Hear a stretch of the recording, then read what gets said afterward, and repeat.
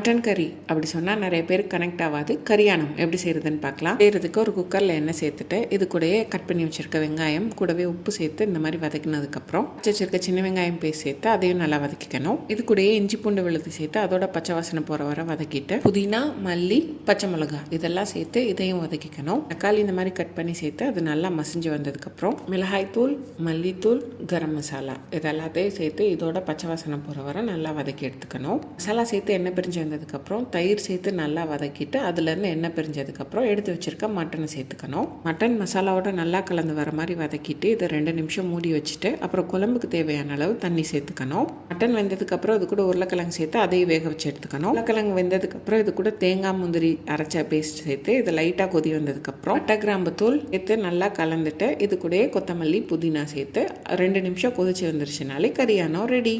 Detail recipe YouTube long வீடியோவில் இருக்குது. வேணும்னா செக் பண்ணி பாருங்கள். இந்த வீடியோ பிடிச்சிருந்தா ரிஃபைஸ் லைக் பண்ணிவிட்டு ஃபாலோ பண்ணிக்கோங்க.